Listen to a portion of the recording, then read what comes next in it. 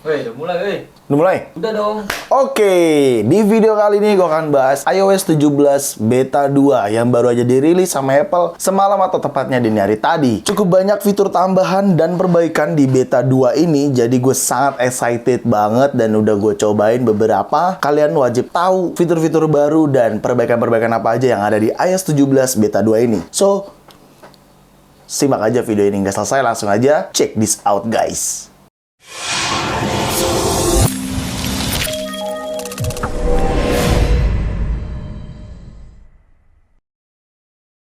Semalam atau tepatnya dini hari tadi, Apple resmi merilis iOS 17 Beta 2 yang resmi dirilis untuk semua pengguna iPhone yang sudah mendukung iOS 17. Tetapi tidak hanya itu aja yang dirilis sama Apple, adanya iPadOS 17 Beta 2, macOS Sonoma Beta 2, watchOS 10 Beta 2, dan tvOS 17 Beta 2. Disclaimer dulu, di sini masih iOS Beta, belum versi resmi. Jadi kalau teman-teman menanyakan, Bang, kok gue belum kebagian iOS 17, baru 16.5.1 aja? ya karena ini masih version beta alias version uji coba, belum versi resmi ke semua pengguna user. Oke, di sini gue menggunakan device 12 mini dan iOS 17 juga udah gue install di iPhone XR gue juga. Nanti akan kita uji coba sekalian. Oke, langsung aja pertama-tama terkait tampilan size update. Jadi gue mau menyampaikan sekalian bahwasannya size update-nya juga berbeda di sini ya. Nah, untuk size update-nya ini di 1,31 GB, cukup besar banget. Tetapi tidak hanya itu aja yang menarik perhatian gue, yaitu layout tampilan iOS betanya ini atau iOS update-nya. Di sini tampilannya ada update now atau update tonight ya. Jadi ada pilihan, desainnya diperbarui tidak seperti sebelum-sebelumnya. Lalu biasanya juga tulisannya di sini iOS 17 Developer Beta 2. Tetapi sekarang cuman iOS 17 Beta 2 saja. Jadi sedikit ada perapian mungkin dalam penulisan di bagian software update ini kayak gitu. Lalu selanjutnya build number yang ada pada Beta 2 ini, kalau kita cek ke bagian settingan, lalu kita pergi ke general, lalu kita pergi ke about. Ya, di sini kita pilih yang iOS version ya. Oke. Nah, ini dia build number iOS 17 Beta 2-nya ya. Berbeda daripada Beta 1 ya. Ya iyalah, kan ada pembaruan.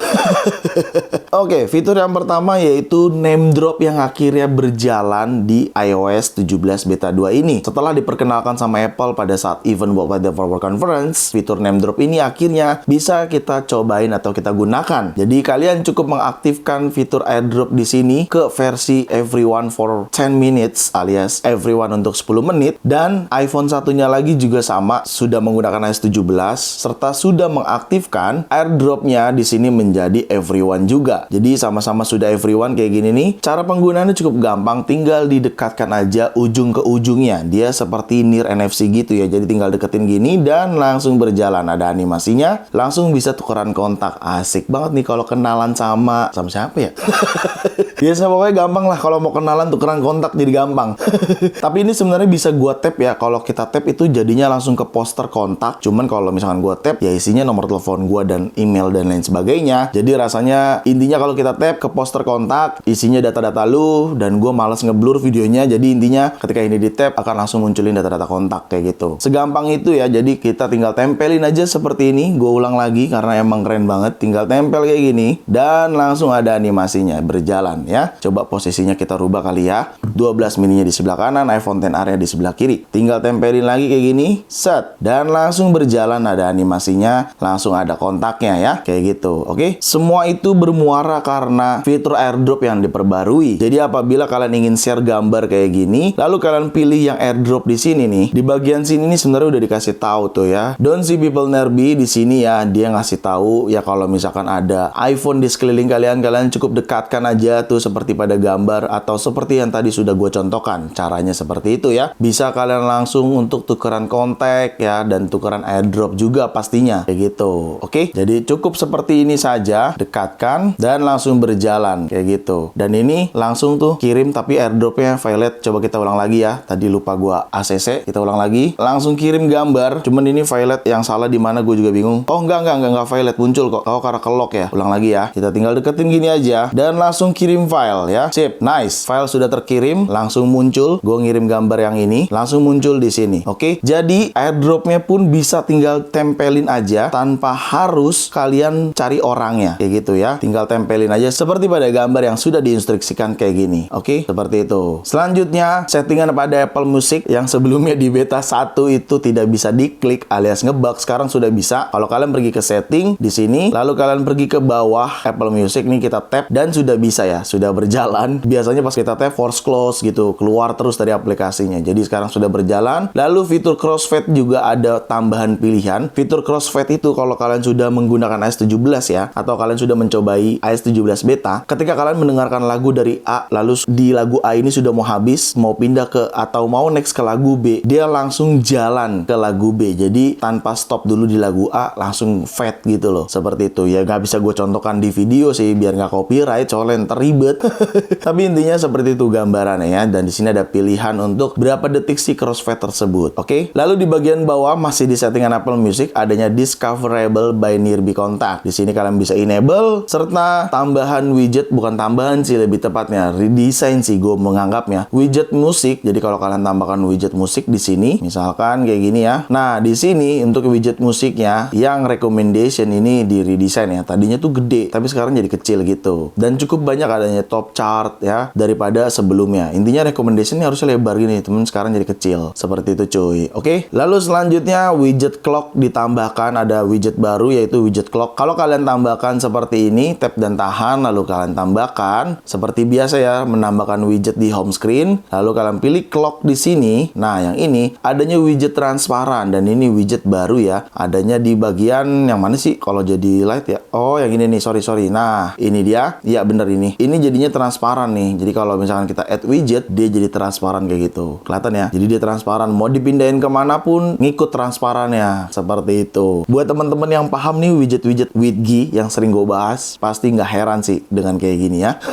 Jadi ada widget bisa transparan kayak gini. Dan kedepannya gue yakin pasti akan ada widget-widget yang lain yang dibuat transparan seperti ini. Kayak gitu. Selanjutnya fitur standby mode adanya show notification ya. Kita ke bagian setting. Di bagian setting kita pilih yang standby mode di sini atau standby. Nah, di sini adanya show notification, kalian bisa enable. Nah, sebenarnya ya night mode ini kita bisa konfigurasi nih. Cuman sepertinya fiturnya adanya di seri 14 Pro. Sayangnya 14 Pro gua masih di iOS 16.5.1. Belum gua up ke 17 beta lagi. Kayak gitu. Jadi harusnya di night mode ini adanya pilihan lain ya. Jadi ya intinya ada settingan lagi. Tetapi sepertinya untuk yang iPhone memiliki fitur always on display. Seperti itu kayaknya ya. Selanjutnya apabila kalian ingin menambahkan widget shortcut di sini, misalkan kalian nambahin kayak gini ya widget shortcut di lock screen kalian seperti ini. Nah, ini udah bisa diedit ya. Kita tap lalu kita bisa pilih shortcut yang ingin kita gunakan, lalu bisa langsung running. Contohnya, misalkan gua pengen tambahin shortcut di lock screen yang ini nih, light up ya. Jadi ketika kita sudah tambahkan dan kita tap dan lalu kita gunakan, kita tinggal tap aja, maka langsung berjalan shortcut tersebut gitu ya. Sangat ngebantu banget buat teman-teman yang ingin menggunakan shortcut lewat lock screen kayak gitu. Selanjutnya pada aplikasi Note, sebenarnya di aplikasi Note nih adanya attachment, dan attachmentnya itu sudah ditingkatkan, cuman karena ini privasi jadi gue nggak bisa contohkan. Jadi silakan teman-teman bisa cobain di aplikasi Note. Kalau kalian menambahkan attachment seperti file PDF dan lain sebagainya, itu ada peningkatan juga ya terkait fitur attachmentnya kayak gitu. Lanjut, adanya detail data pada iPhone storage. Jadi kalau kita pergi ke iPhone storage di bagian settingan, nah lalu kita pergi ke general, lalu kita pergi ke iPhone storage ya. Di sini ini karena mungkin datanya dikit ya, jadi nggak lengkap detail datanya. Coba gue tes di iPhone XR. Nah, ini gue coba cek di iPhone XR ya. Harusnya sih detailnya banyak karena iPhone XR lumayan datanya lebih banyak daripada 12 mini. Sebentar lagi sizing, kita tunggu loadingnya ya. Lebih lama sih harusnya.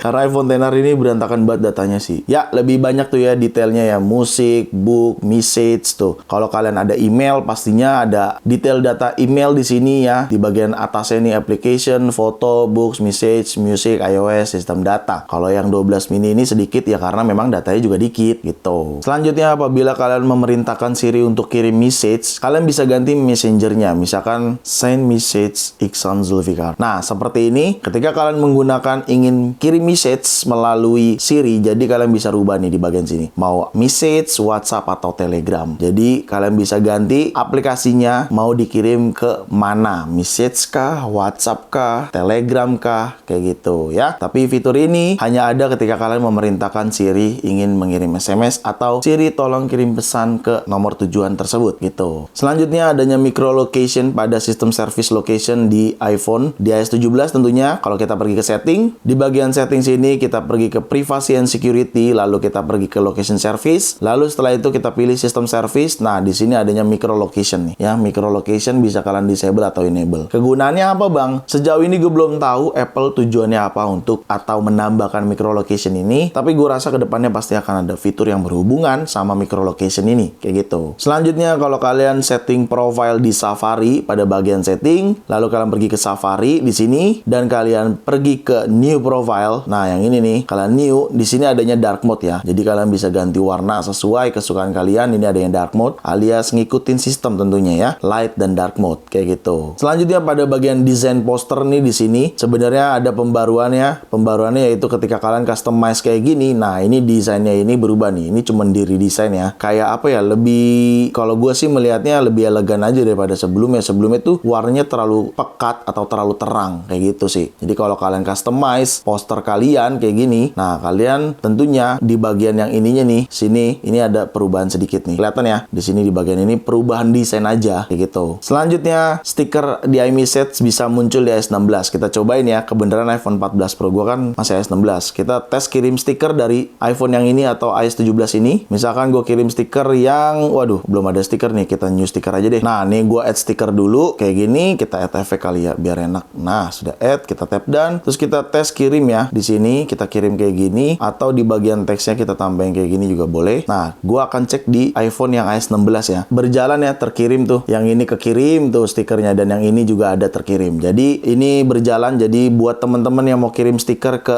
iPhone teman kalian yang masih iOS 16, tentunya ini bisa kebaca ya kayak gini nih tuh. Ini masih iOS 16.5.1, belum gua up ke 17 kayak gitu. Oke. Lalu tidak hanya itu aja, pada bagian setting ke iMessage, di setting kita pilih message. Nah, di sini adanya perubahan nama. Harusnya yang check in ini share data, sekarang cuma jadi data doang. Kalau kita tap ya tentunya konfigurasi check in data terkait fitur iMessage ya. Karena fitur iMessage adanya check in data gitu. Kayak gitu. Oke. Ya, overall gue puas banget dengan performance yang ada pada iOS 17 beta 2 ini. Gue suka banget, cuman rasanya gue nggak mau terlalu expect tinggi banget ya. Nanti biasanya kalau kita berexpect tinggi atau berharap tinggi nanti kecewa.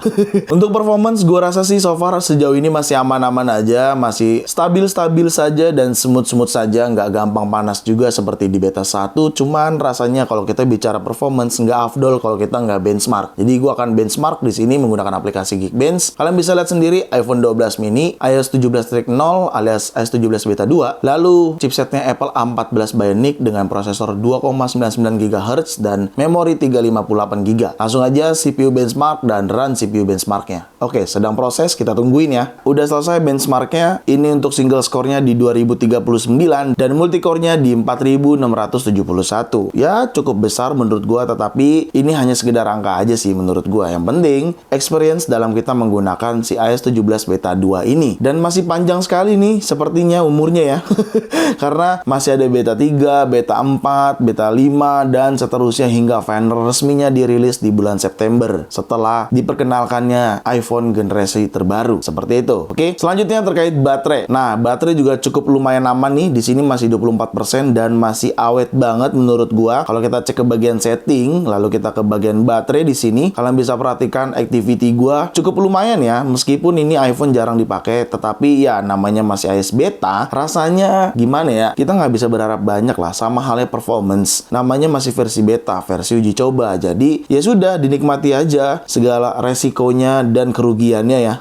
Kayak gitu. Untuk baterai health-nya di sini masih stabil di 98% dan ini udah cukup lama banget ya baterai health-nya 98%, cuman memang ini jarang dipakai. Jadi ya udah, nggak usah kita masalahin baterai health karena pasti akan turun selama iPhone-nya kita gunakan. But overall untuk baterai gue nggak ada keluhan, mungkin karena memang harusnya semakin naik betanya semakin stabil. Beta 2, beta 3 dan seterusnya. Harusnya sih seperti itu. Kayak gitu. Oke. Ya, itu tadi adalah pembaruan atau fitur-fitur serta perbaikan yang ada pada iOS 17 beta 2. Ingat, masih iOS beta, seperti gue katakan di awal, ini adalah versi uji coba. Dan gue yakin ke depannya akan ada tambahan fitur baru, perbaikan-perbaikan kalian terus pastinya ya, kayak gitu. Jadi mungkin segitu aja video gue kali ini, semoga sangat bermanfaat buat teman-teman semua. Jangan lupa untuk like video ini, share video ini ke sosial media kalian, ke grup WhatsApp, grup TikTok, grup apapun, kalian share aja sebanyak-banyaknya. Dan pastikan kalian mendukung channel ini dengan cara mensubscribe channel ini. So, see you next video. Bye-bye.